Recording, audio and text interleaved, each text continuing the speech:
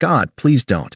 You're embarrassing both of us, she whispered when she saw the ring box. So I put it away forever. 6 months later, she's crying because I'm engaged to someone who actually wanted me. Hey viewers, before we move on to the video, please make sure to subscribe to the channel and hit the like button if you want to see more stories like this. Thanks. Throwaway account for obvious reasons. This all went down about a year ago, but it feels like yesterday sometimes. Or maybe like a lifetime ago, depending on the day. I'm sharing this because, well, maybe it'll help someone else spot the signs earlier than I did. Or maybe just because getting it out feels like closing the book for good. Anyway, buckle up, it's a doozy. My name's Alex, and at the time, I was 28, working as a marketing manager for a mid-sized firm in the city. Solid job, nothing flashy, but it paid the bills and let me save for the future. That future, as far as I was concerned, included Sarah. We'd been together for 4 years, met through mutual friends at a backyard barbecue. She was this vibrant, free-spirited yoga instructor, always talking about aligning energies and living in the moment. I loved that about her. It balanced out my more structured side. I wasn't the type to chase thrills, but I was loyal to a fault. I'd supported her through everything, helping her get certified as an instructor, covering rent when her classes were slow, even skipping a couple of work trips so I could be there for her self-discovery retreats. Flashback to one of those. I remember sitting in our cramped apartment, poring over budgets while she packed for a week-long yoga immersion in the mountains. "Babe, this is going to change everything for me," she'd said, eyes sparkling. I smiled, handed her my credit card for gas, and waved her off. That's who I was. The guy who made sure the foundation was solid so she could build her dreams. By year 4, things felt rock steady. We'd talked marriage, kids, the whole package. Not in some rushed way, but organically. "I can't wait to grow old with you," she'd whisper during late-night talks. So, I started planning the proposal. I wanted it perfect, something that captured us. Our favorite Italian spot downtown, the one with the dim lights, live jazz in the corner, and that tiramisu she raved about. I'd booked a corner table, coordinated with the staff to play her favorite song softly in the background. The ring? Simple but elegant, a solitaire diamond on a white gold band. I'd saved for months, even took on freelance gigs to afford it without dipping into our joint savings. I pictured her face lighting up, tears in her eyes, the yes that would seal it all. The night arrived. I was nervous, sure, but the good kind, the kind that buzzes with anticipation. Sarah looked stunning in a flowy sundress, her hair down like I loved. We ordered appetizers, chatted about her latest class.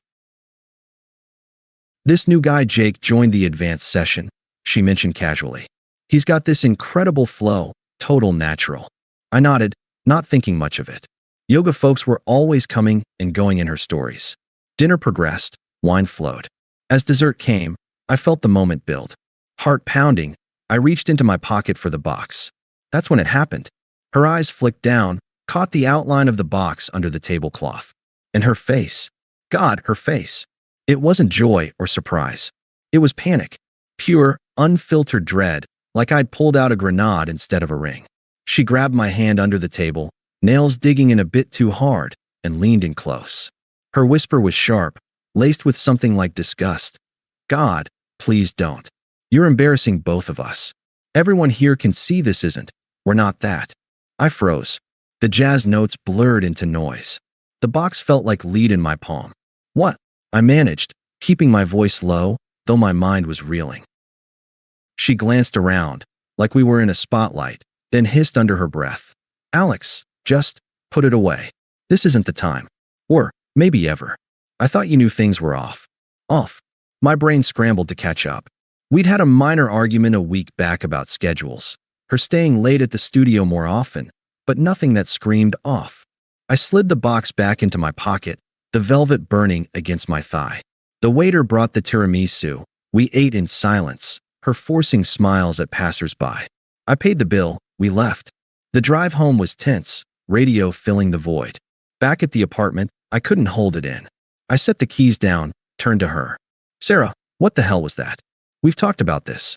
About us." She sighed, dropping her purse on the couch, avoiding my eyes. "I know, but things change, Alex. I've been feeling trapped lately. Like, you're great, but you're so predictable. Safe. I need more flow in my life, you know. Flow, I echoed, confusion mixing with a sinking gut. Yeah, she said, finally meeting my gaze, but it was detached, almost pitying. Jake, from yoga? We've been exploring things. Nothing physical yet, but emotionally? He's on my wavelength. He gets the spiritual side, the adventure. You're more about plans and stability. It's sweet, but it's not exciting me anymore. Exploring things. The words hit like a slap, but I didn't flinch. Not outwardly. Inside, flashbacks raced. Me picking her up from late classes, cooking dinner so she could unwind, listening to her vent about difficult students. All while she was exploring with Jake. How long? I asked, voice steady. A couple months, she admitted, shrugging like it was casual. I didn't plan it. It just happened during sessions. We'd talk after, grab coffee. He's divorced, free-spirited. Makes me feel alive. And me? What about us? I pressed, but calmly. No yelling, no pleading. She crossed her arms, a smug edge creeping in. Us was good for a while. But honestly, proposing? That would have locked me in. I'm not ready for that. You're embarrassing yourself thinking I was. There it was again, embarrassing. Like my love was some joke. I nodded once, processing. No tears from me, no outburst. Just a quiet acceptance settling in. Okay, we're done then. She blinked, surprised maybe that I didn't fight. Just like that. Yeah, I said. Just like that. That night, I didn't sleep much. Sarah crashed on the couch, saying she'd figure out her stuff in the morning. Me?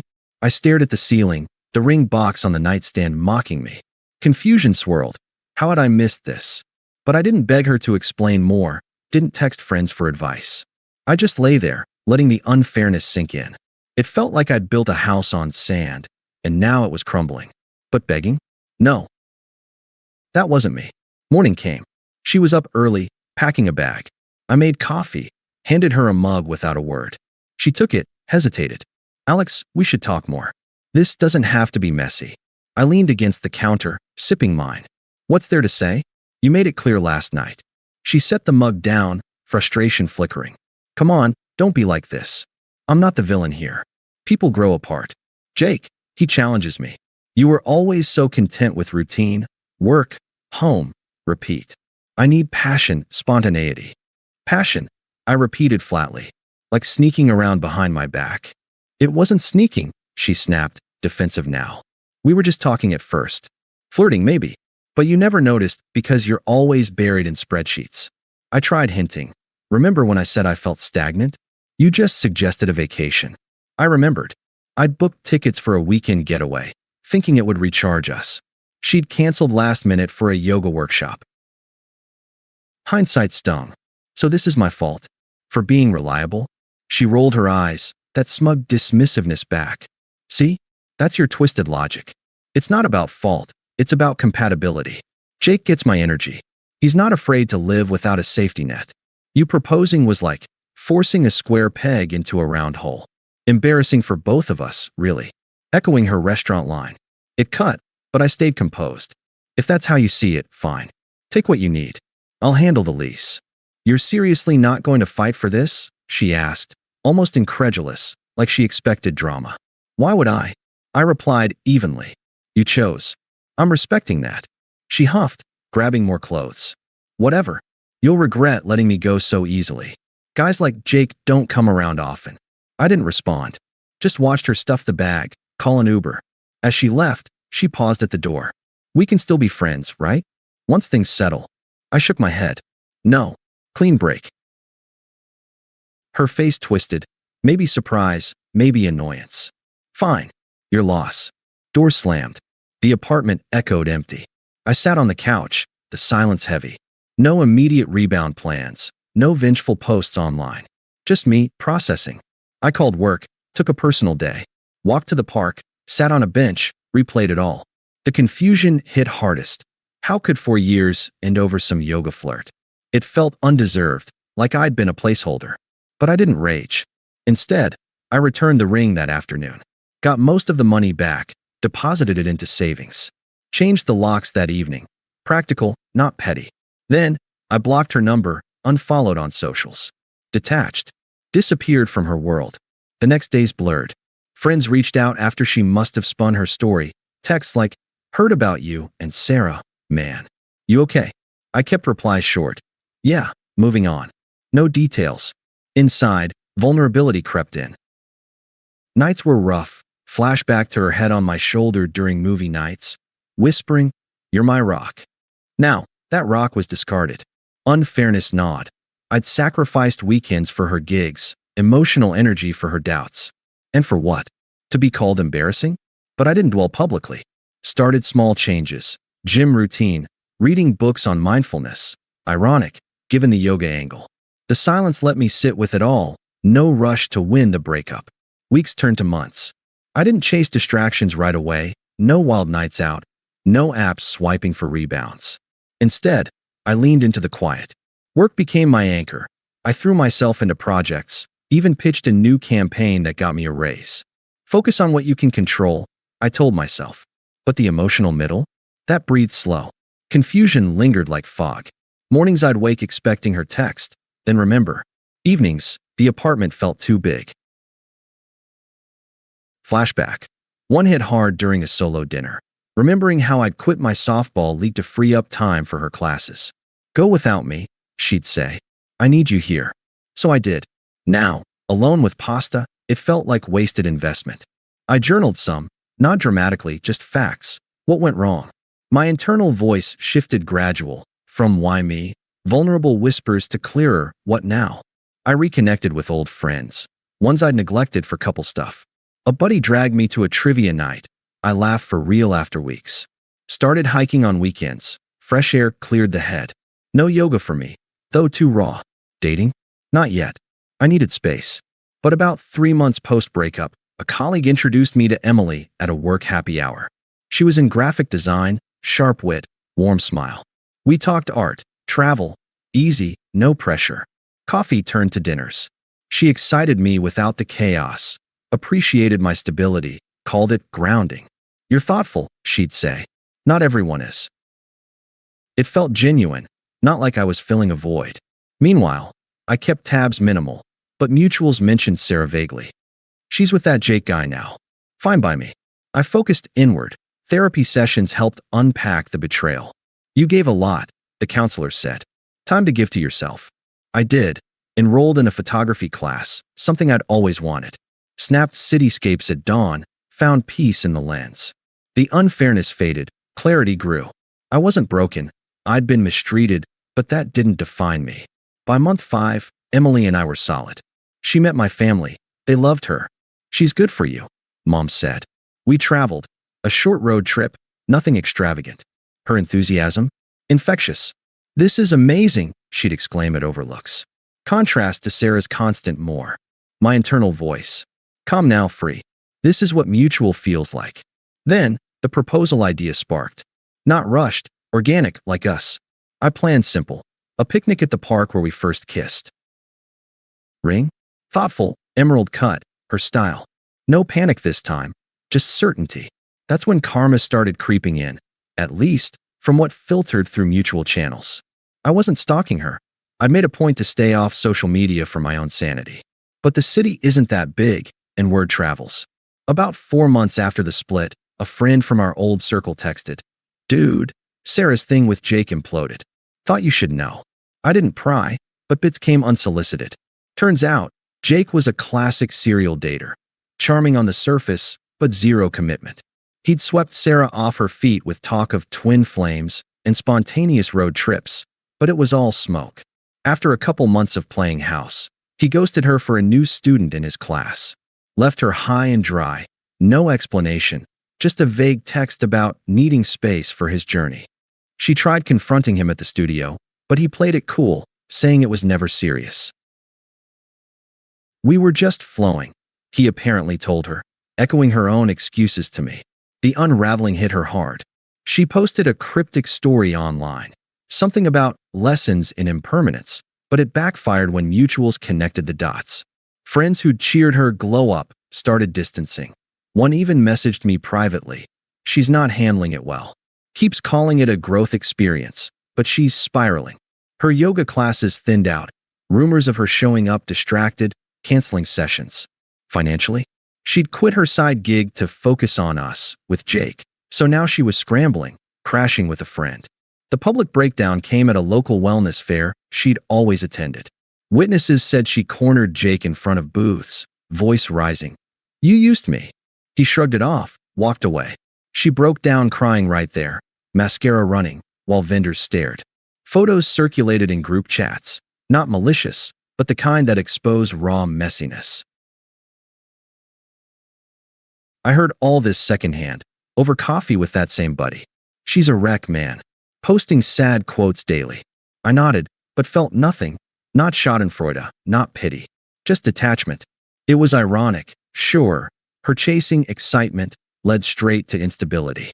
But I didn't gloat. My life was building momentum. Hers was stalling. By then, Emily and I were talking future, subtly, but real. Seeing Sarah's downfall, it confirmed I'd dodged a bullet. No more confusion. The unfairness felt balanced in a cosmic way. The attempt started subtle, around month 5. First, a text from an unknown number. Hers, probably a burner or borrowed. "Hey, it's Sarah. Can we talk? Miss our chats." I stared at it, thumb hovering. Deleted without reply.